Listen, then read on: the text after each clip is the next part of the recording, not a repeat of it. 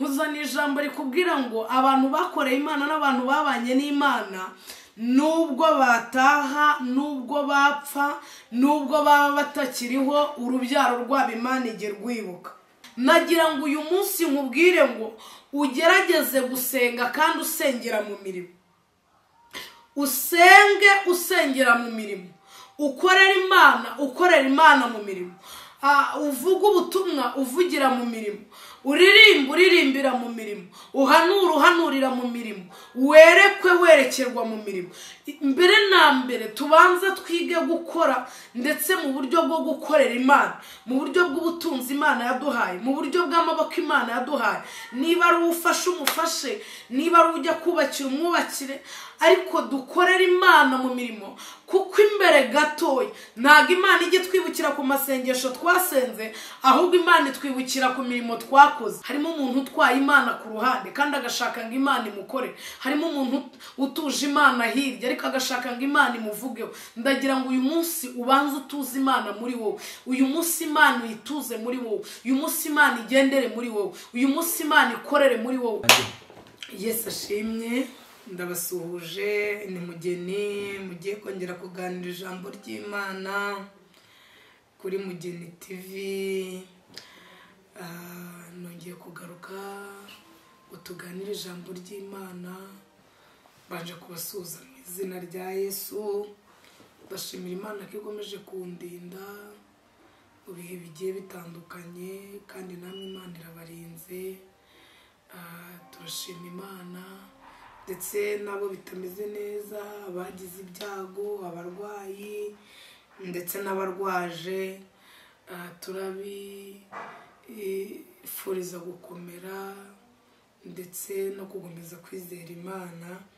Ibyo bihe bitameze neza, Imana y'amahoro ijya ibihindura. Tugiye gusenga Imana, tangira dusenga Imana. Hari ijambo ry'Imana Imana yashyize ku mutima wanjye, ndetse numva twaganira. Igihe nari ndi gusenga numvaga twaganira n'abakunzi ba Mugeni TV, ndetse n'abakunzi b'Imana, ndetse n'abakunzi b'ijambo ry'Imana, ko twaza kuganira ku ijambo ry'Imana rivuga ku mirimo, n'uburyo imirimo Imana igiye twibukiraho mu bihe bigiye bitandukanye. Reka tubanze dusenga Imana. Turagushimiye Data wa twese mwiza, wabanye nanjye, ubana n'abankurikiye, warabarinze, ubarindira ubugingo, ndetse urinda n'umubiri, wabaye mu ruhande rwabo. Izina ryawe nirihabwe icyubahiro. Tugeze mu kanya keza tugiye kuganira ijambo ryawe, kandi ijambo ryawe ryo rirasengeye, ahubwo nsengeye imitima igiye kuryumva, kugira ngo uze kuyiha kumva ndetse no kumvira, kandi iri jambo rize kugwira cyane, rishora imizi muri twebwe, ritugirire umumaro. Mwami Imana, unyemerere umuntu wese ugiye gukurikirana iri jambo ryawe, iki kiganiro, aze guhindurirwa amateka. Barwayi bakire, abarushye baruhuke, bakiri mu byaha bakire Yesu nk'umwami n'umukiza. Rize kugira umumaro mwinshi twebwe tutabasha gukora, ariko mu mbaraga zawe Yesu Kristo n'ubushobozi bwawe uraza kubasha kubikora. Tubisabye twizeye mu izina ry'Uwiteka Imana, amen. Tugiye gutangira tuganira ijambo ry'Imana. Nifuje ko tuganira riri mu gitabo cy'Abami ba kabiri. Turaganira ku bice 4, duhere ku murongo waho wa mbere. Abami ba kabiri bice 4 murongo wa mbere. Iryo jambo ry'Imana tugiye kuganira aya masaha. Haranditse ngo bukeye umugore umwe wo mu bagore b'abahanuzi asanga Elisa aramutakambira ati mugaragu wawe ari we mugabo wanjye yarapfuye kandi uzi ko uwo mugaragu wawe yubahaga Uwiteka none umwishyuza araje arashaka kujyana abana banjye bombi ngo abagere imbata ze. Elisa aramubaza ati none se nkugire nte mbwira niba hari icyo ufite imuhira. Nawe ati umuja wawe ntacyo mfite imuhira uretse agaherezo kutuvuta.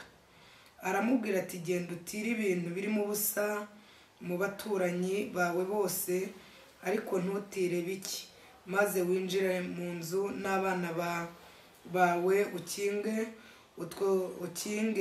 utwo tuvuta udusuke muri ibyo bintu byose, ikintu cyose uko cyuzuye ukibike. Nuko amusigaho yinjirana n'abana be mu nzu arakinga amuzanira ibyo bintu asukamo. Nuko ibyo bintu bimaze kuzura abwira umuhungu ati ongera unzanira ikindi kintu. Nawe aramusubiza ati nta kindi gisigaye. Uwo mwanya amavuta arorera kuza. Hanyuma asanga umuntu w'Imana aramubwira ati aramubwira nawe ati genda ugurishe ayo mavuta wishyura umwenda wawe asigara agutungane n'abana bawe. Reka dusome umurongo w'umunani. N'ubundi muri ibyo bice 4. Bukeye Elisa arahaguruka ajya i Shunemu. Hariyo umugore w'umukire aramuhata ngo ajye iwe gufungura. Nuko uhereye ubwo iyo yahanyuraga hose yajyagayo gufungura. Bukeye uwo mugore abwira umugabo we ati mbonye ko uyu mugabo uhora utunyuraho ari umuntu wera w'Imana. None ndakwinginze twubake akumba ko hejuru y'inzu tumushyiriremo uburiri n'ameza n'intebe. Tuvuge amen. Tugiye kuganira ku ijambo ry'Imana. Uyu munsi nifuje ko twaganiraho. Tugiye kuganira ku ijambo rivuga ngo niba urubanza rwawe rurimo ukuri, uyu munsi Uwiteka akuburanire cyangwa kuvuganire. Rindi jambo tugiye kuganiraho ni ku ijambo rivuga imirimo n'uburyo imirimo y'abera ijya yibukwa. Uyu mugore dutangiranye yari umugore umugabo we yakoreye Imana ndetse abana n'Imana. Yari yarakoze akorera Imana mu buryo bugiye butandukanye, kandi igihe kigeze aza kwipfira arataha. Uyu mugore rero agira ikibazo cy'uko umwishyuza cyangwa yari arimo ideni, we yarabereyemo ideni, ashaka gutwara urubyaro rwe kugira ngo arujyane kuba imbata ze cyangwa aba bana bakore mu cyimbo cya se wasize afashe ideni. Igihe kigeze rero uyu mugore asanga Elisa aramubwira ngo umwishyuza araje, none arashaka kutwara abana banjye ngo bajye kumukorera, kandi urabizi ko umugabo wanjye yabanye nawe, yakoreye Imana, yavugiye Imana, yabanye n'Imana, yabaye umukozi wayo, ariko none ndi mu bibazo, ndi mu bukene, ndi mu buzima bugoye, ndi mu buzima buruhanyije, ndi mu buzima bw'amadeni. Umwishyuza arashaka gutwara abana banjye. Elisa yambibutse neza ko Elisa ajya gukorera Imana cyari igihe yari yamaze kugenda, cyari igihe yari yamaze kumukurwaho, ngo afata 1/2 cy'umugabane w'umwuka wera wari muri Eliya ujya no muri Elisa. Uyu mudamu ngo ageze imbere ya Elisa yari afite bimwe mu bimenyetso n'ibihamya bimwemerera gutakambira Imana, bimwemerera kujya imbere y'Imana agashinga urubanza. Nakuzana ijambo rikubwira ngo niba urubanza urimo uburana cyangwa ibyo urimo usengera birimo ukuri, uyu munsi Uwiteka arakuburanira, uyu munsi Uwiteka arakuvuganira. Yasanze uyu mudamu, asanga uyu mugore, asanga Elisa, amusanga aje kumubwira cyangwa aje kumutakambira nk'umuntu wabanye n'umugabo we, nk'umuntu wakoranye n'umugabo we, nk'umuntu uzi amateka y'umugabo we, kandi umugabo we yari yarakoreye Imana. Nkuzana ijambo rikubwira ngo abantu bakoreye Imana n'abantu babanye n'Imana, nubwo bataha, nubwo bapfa, nubwo baba batakiriho, urubyaro rwabo Imana ijye rwibuka. Ngo uyu mugore mu gusanga Elisa, ikintu cya mbere yari afite kwizera, kuko icyo umuhanuzi w'Imana Elisa yamubwiye nicyo yagiye arakora. Yaramubwiye ngo ufite iki muhira? Aramubwira ngo mfite utuvuta, cyangwa se nsiganye utuvuta duke. Aramubwira ngo nagenda atire, kandi atire ibintu byinshi, hanyuma namara gutira yinjire mu nzu, yinjirane n'umwana we. Imana iraza gukora imirimo, Imana iraza gukora ibitangaza. Ndagira ngo nibutse umuntu wese unkurikiye, igihe cyose Imana yitwariye mu mibare, igihe cyose Imana utayizeye, biranagoye ko wabona igitangaza. Niba ushaka igitangaza, ubanze wizere ukora ibitangaza. Uyu mugore yari afite kwizera kubasha kumuhamiriza ko ibi bintu Elisa avuze, ibi bintu umuntu w'Imana mubwiye nabikora, araza kubona igitangaza, araza kubona kugirirwa neza n'Imana. Ngo uyu mugore rero aragenda aratira, amaze gutira ngo afata twa tuvuta twe. Nari nkubajije ngo mu bintu Imana yagiye ikora, mu by'Imana yakoze, ufite iki? Nicyo gifite? Hari utuvuta tukiri muri wowe, haracyari amavuta mu mperezo, nubwo twaba ari dukeya, nubwo waba ubona dusigaye ari inyendera, twarakendereye. Nagira ngo nkubwire ngo ni Imana itanga umugisha, ni Imana igifata ibitariho ikabishyiraho, ni Imana igirema, ni Imana ihindura amateka, ni Imana irema amashimwe. Uyu mugore yari afite utuvuta dukeya mu mperezo ze.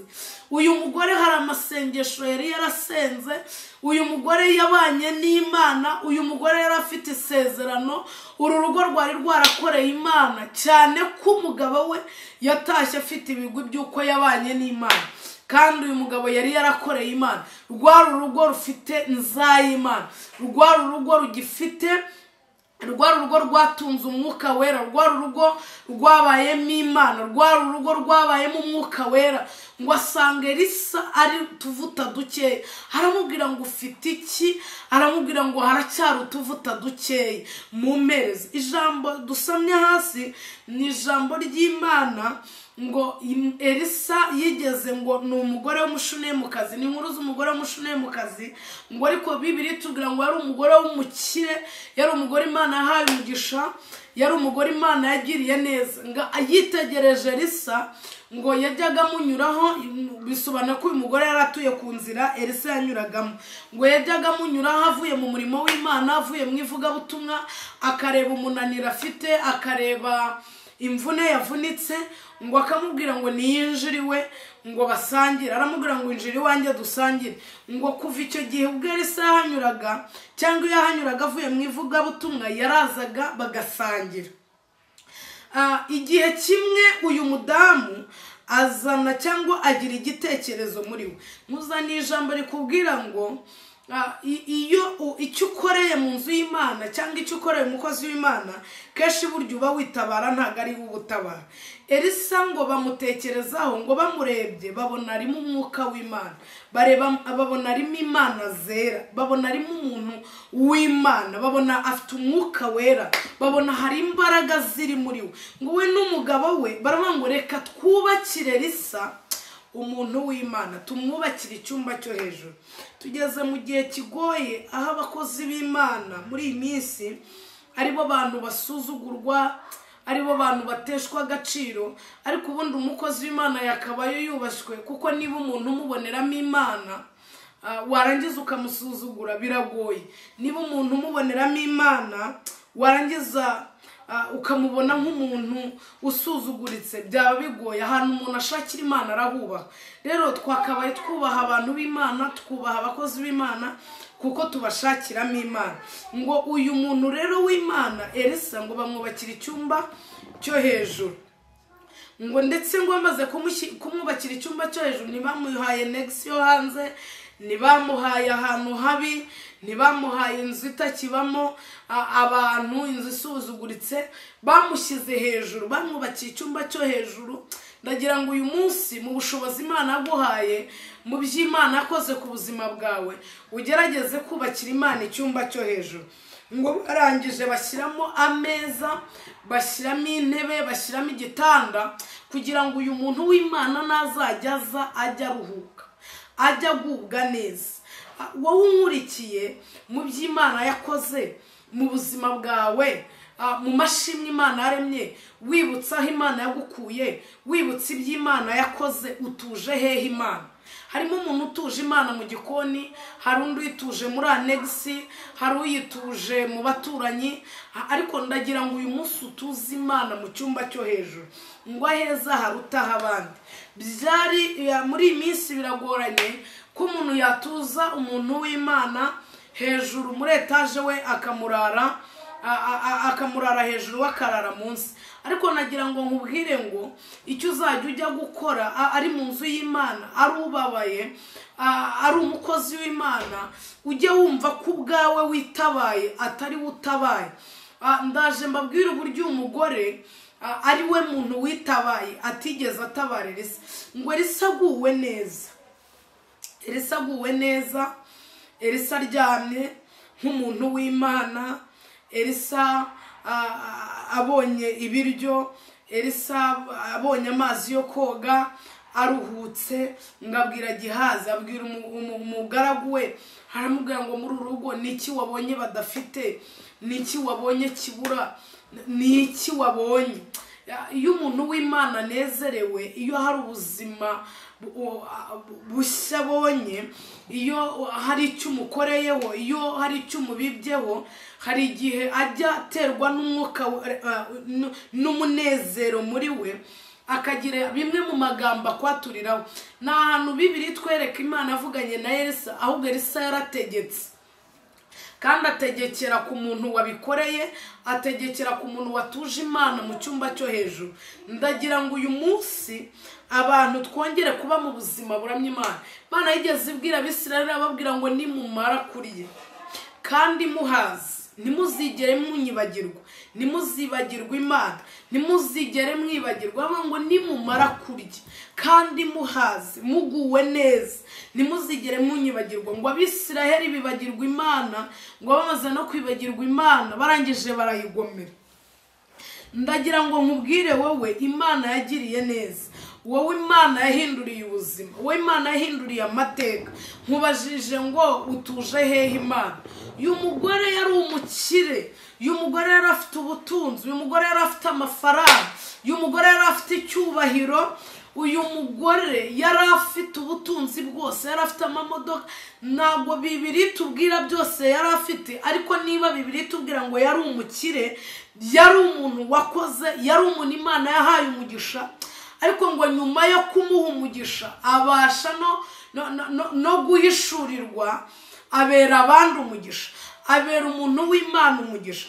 Ngo arangije ngo atuma Gihazi umugaragu we, aramubwira ngo ntugende umbarize cyangwa urebe muri uru rugo niki badafite. Ngo arareba, ngo aravuga ngo nta mwana w'umuhungu nabonye muri uru rugo, nta mwana w'umuhungu.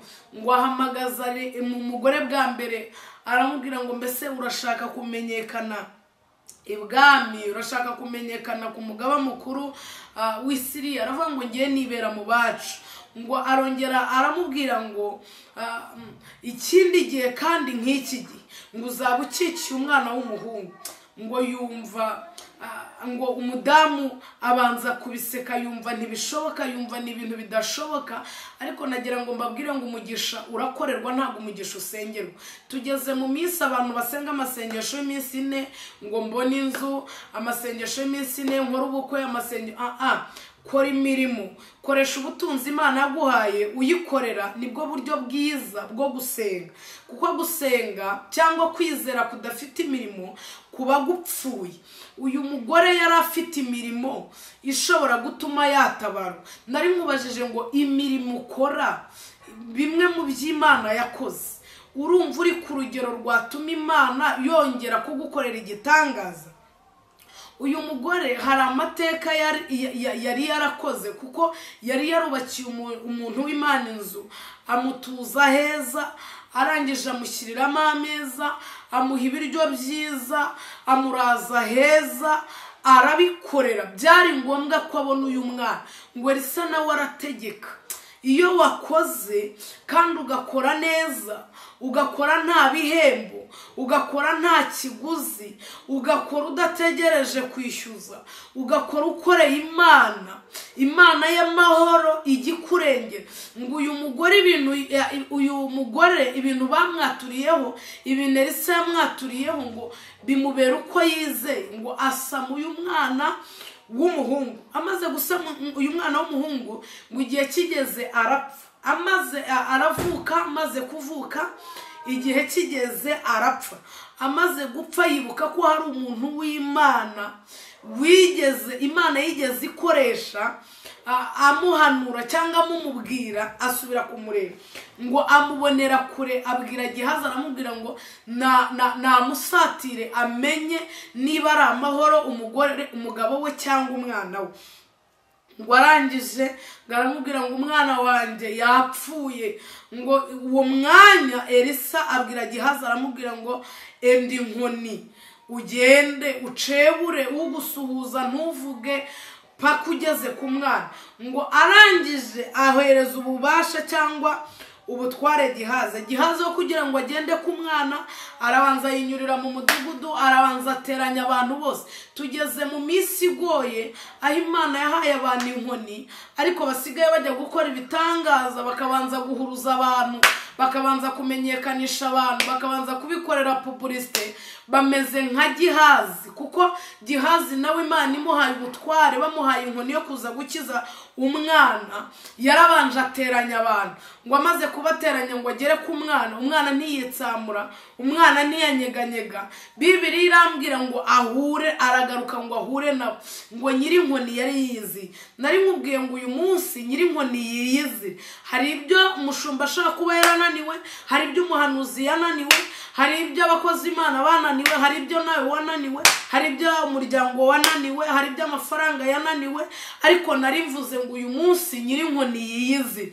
Ngo Elisa noneho ngo bahura nawe ngo yiyizi. Ariko icyatumye uyu mudamu atabarwa, n'icyatumye agira uruvugiro, icyatumye ashinga urubanza ko umwana we yapfuye, bikabasha kumvikana mu bwami bw'Imana. Hari imirimo uyu mudamu yari yarakoze, hari imirimo yibukirwagaho, hari imirimo yari yarakoze. Tugeze mu minsi igoye ndetse iruhije, aho umuntu arimo akorera Imana, agahamagaza itangazamakuru ngo rize rirebe imirimo ari gukora. Ariko ijambo ryaravuze ngo ukuboko kw'ibumoso ni gukora, kw'iburyo ni kukabimenya, kw'iburyo ni gukora, kw'ibumoso ni kukabimenye.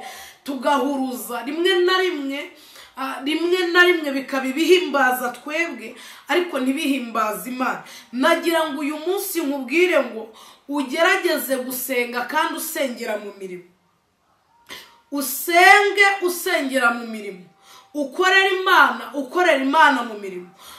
Uvuga ubutumwa uvugira mu mirimo, uririmbira mu mirimo, uhanurira mu mirimo, werekerwa mu mirimo.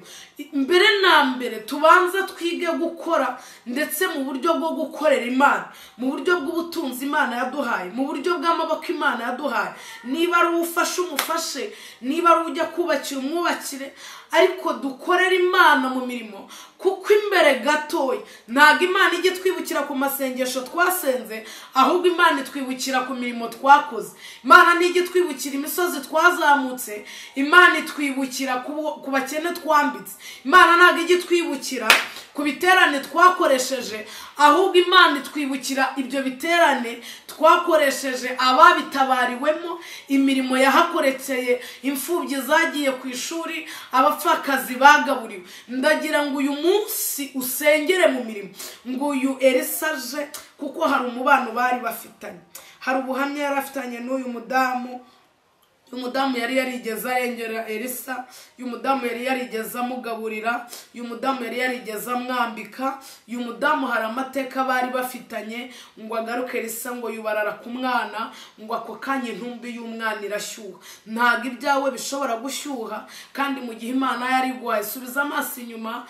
Nushaka kumenya iby'Imana yakoze, uzabanze wibuke ukiri iyo ngire de bari yo kwa Makiri iyi wanyu. Subiza amaso inyuma, usura umusozi w'iwanyu, banza usubiza amaso inyuma, wibuke uwo wari uriwe, wibuke Imana ivugana nawe, wibuke utaragera aho ugeze, wibuke utaraba uriwe, wibuke. Nibwo urabasha kubona ubumana bw'Imana, nibwo urabasha kubona imirimo y'Imana, nibwo urabasha kubona amateka Imana yahinduye ku buzima bwawe. Ariko nushaka kurebera Imana muri iki gihe urimo, shobora kutaza kuyibona. Banza usubiza amaso inyuma, wibuke iby'Imana yakoze, wibuke iby'Imana yakurinze, wibuke intambara yakurwaniye, wibuke ubukene yagukuyemo, wibuke wiga nta minervari, wibuke amavunja. Subiza amaso inyuma, wibuke ubupfubyi, usubiza amaso inyuma, wibuke nta kazi, ibuka wiga kaminuza, wibuke ubushomeri, wibuke ugikodesha, wibuke ubwira Imana ngo Mana, numbona undengeye, nimbona untabaye, nimbona ungaburiye, nzagushima. Ariko muri iyi minsi twaribagiwe, tugeze mu minsi igoye, aho abantu badashaka gukorera Imana, abantu badashaka gutanga, abantu badashaka gutanga amaturo, abantu badashaka gushima Imana, abantu badashaka gutanga 1/10. Ariko dusubije amaso inyuma, ibyo dufite ubu ngubu twigeze tubisengera, ibyo dufite ubu ngubu twigeze twumva ari amateka bitazashoboka, ibyo dufite ubu ngubu twumvaga ari inzozi. Ndagira ngo nkubwire ngo usubize amaso wibuke, uyu mugore mu bushobozi no mu bukire yari yarahawe, yabashije gutuzamo Imana. Wowe urugo rwawe rutujemo Imana, mu mutima wawe hatuje Imana, mu kazi kawe hatuye Imana, muri business yawe hatuye Imana, muri kampani yawe hatuye Imana, mu muryango wawe hatuye Imana, ubutunzi bwawe butuwemo n'Imana. Ndagira ngo uyu munsi utuze Imana muri wowe. Tugiye gusenga Imana, ariko ndagira ngo nkubaze, utuje Imana he? Harimo umuntu utwaye Imana ku ruhande kandi agashaka ngo Imana imukore. Harimo umuntu utuje Imana hirya ariko agashaka ngo Imana imuvugeho. Ndagira ngo uyu munsi ubanze utuze Imana muri wowe. Uyu munsi Imana uyituze muri wowe. Uyu munsi Imana igendere muri wowe. Uyu munsi Imana ikorere muri wowe. Uyu munsi Imana ivugire muri wowe. Uyu mugore yagiriye neza Elisa, ategura ejo hazaza he, kuko ngo hari n'igihe cyageze ariganywa ibye. Bibaye ngombwa Imana imwibukira ku mirimo, imwibukira ku by'Imana yamuvuzeho, imwibukira ku byo yayikoreye, bituma arenganurwa. Ndagira ngo uyu munsi nkubaze ngo abana b'abantu n'Imana bazakwibukira kuki? Niki iyo usenga wibutsa Imana? Niki kintu wakoze wakibutsa Imana? Hari ibintu tugomba gushingiraho twibutsa Imana. Iyo turimo dusenga n'uburyo bwiza bwo kuvugana n'Imana, ariko ni n'uburyo bwiza twakabaye tubwira Imana ngo wibuke. Imana yigeze yibuka Abisiraheli, yibuka icyo yavuganye n'abasogokuruza babo, ngo ubwo bari bayigomeye bari mu butayu basenze indi mana. Ngo hoya, ngo Musa aribwira ngo ejo abanyegiputa ngo bazagira ngo abuze icyo kubaho, batsinda muri ubu butayu, bareke bakomeze bagende. Yibuka isezerano yagiranye n'abasogokuruza babo. Turi imbere y'Imana yibuka. Abantu bashaka kutibuka, aho abikoreye bashaka kutazibuka, ariko nagira ngo nkubwire ngo nugire imirimo, usengere mu mirimo. Nujya gukora amasengesho y'iminsi 3, nujya gukora amasengesho y'iminsi 4, nugira ubanza ufasha, nugira umuntu banza ukemurira ikibazo mu bushobozi Imana iguhaye, usengere mu mirimo. Kuko kwizera gushingira kudafite imirimo kuba gupfuye.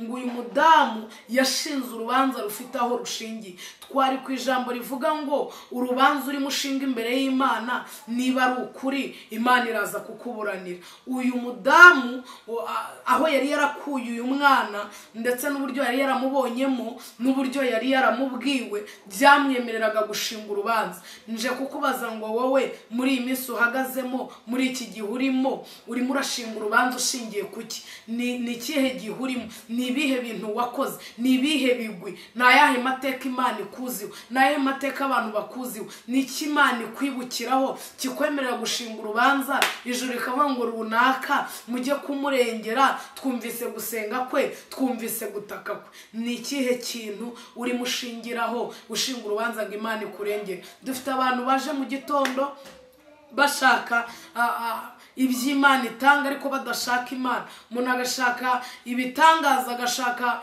Imana imurengera, agashaka Imana imutabara, atarabanza gushaka nyiri igitangaza, ndetse na nyiri igitangaza ubwe atamuzi. Banza ushaka Imana, numara gushaka Imana nayo iraguha ibyo ushaka. Banza ushaka Imana, numara gushaka Imana nayo irakurengera. Nari nkubajije ngo ni iki Imana aya masaha unkurikiye urumva ari iki wakoze? Mu butunzi Imana yaguhaye, mu kazi Imana yaguhaye, mu rugo Imana iguhaye, mu rubyaro Imana iguhaye, muri business Imana iguhaye, muri company Imana iguhaye, ni iki kintu ukora gishobora gutuma ushinga urubanza ukabwira Imana ngo ndahombye, ukabwira Imana ngo kagambane karaje, ukabwira Imana ngo mu kazi bimeze nabi? Ni iki kintu uri mushingiraho ubwira Imana kugira ngo Imana ikurenge? Kuko hari ibyo tujya dushingiraho tubwira Imana. Nabo wagaburiye, nabo wambitse, ni imfubyi, ni kimwe mu 10, ni amaturo. Ni iki wakoze uri mushingiraho ubwira Imana ngo Mana ndenge? Ni iki kintu uri mushingiraho? Kuko ijambo riravuga ngo yemwe abibutse Uwiteka ntimugacogore, ntimugahweme. Ni iki urimo wibutsa Imana? Tugiye gusenga. Urimo uributsa Imana iki? Twese twagiye duhiga imihigo myinshi. Iyo turi mu gihe cy'akaga duhiga imihigo tukavuga Mana nimbona undengeye, nimbona undengeye. Dusigaye tugeze no mu gihe umuntu Imana imutabara ati mbaye mfashe ideni nzashima nyuma, mbaye nyigiyemo ideni. Ariko Imana ije kukujyamo ideni ntabwo byakugendekera neza. Nari nkubajije ngo amarira uri murira n'amasengesho uri musenga aho samatakira ngoyi, hari aho uri mushingira? Hari ikintu ufite ushingiraho urimo ubwira Imana ngo ikurengere? Ndagira ngo wowe nkurikiye uyu mugoroba, niba nta gihari ugerageze gukora imirimo myiza, ugerageze gukora imirimo myiza, ugerageze kugira ikintu ukoraho ushingiraho kugira ngo imbere gatoya iyo mirimo izakurengere. Ndagira ngo mbibutse neza ko gusenga atari ugusenga yine, atari kujya mu giterane, atari uguhora ku cyumweru wagiye. Hoya nitugire gusenga, kandi gusenga gufite imirimo. Kuko iyo kwizera gufite imirimo nibwo kuba kuzuye, ariko iyo kwizera kudafite imirimo kuba gupfuye. Amen. Tugiye gusenga Imana kugira ngo Imana iturengere. Nabazaga umutima wawe, nanjye ubwanjye nibaza niki dukeneye, niki kintu Imana yashingiraho iza kuturwanirira, niki Imana yashingiraho iza kugutabara. Tugiye gusenga Imana. Usengera aba bantu, wowe wumva hari Imana yashingiraho iza kukurengera. Tugiye gusengana Imana, kandi nawe wumva ntacyo wakoze, tugiye gusengana Imana kugira ngo Imana igushoboze. Data wa twese mwiza, Imana ikomeye kandi Imana ikiranuka, dusengeye ubwoko bwawe bumaze kumvira ijambo, kandi iri jambo n'ubuhanuzi butavangiye. Turatubajije kandi uvuganye n'imitima yacu ngo niki washingiraho uza kudutabara.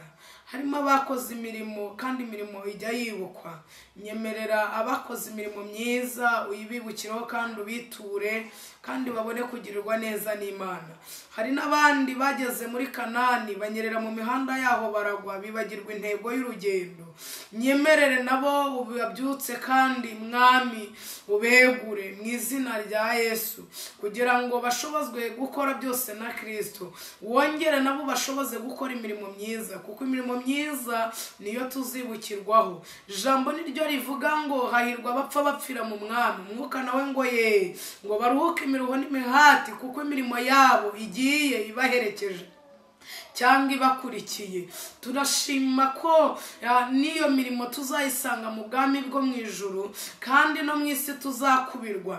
Nyemerera dushoboze gukora imirimo myiza, dusengere mu mirimo, dukorere mu mirimo, tuvugire mu mirimo, duhanurire mu mirimo, turirimbire mu mirimo, dukirizwe mu mirimo mu izina rya Yesu. Twiyiririze mu mirimo. Unyemerere imirimo irushaho kuba myinshi muri twebwe kandi udushoboze gukora imirimo. Urakoze kubikoze kandi ugiye kubana n'ubwoko bwawe kandi hari icyo ugiye gukora ku muntu waruteze amatwi iri jambo ryawe wumvise ugiye gukora imirimo. Hari icyo ugiye gukora n'uwakoze imirimo agiye kuyibukirwaho. Tubigusabye twizeye ni mu izina ry'Uwiteka Imana ishoboye byose.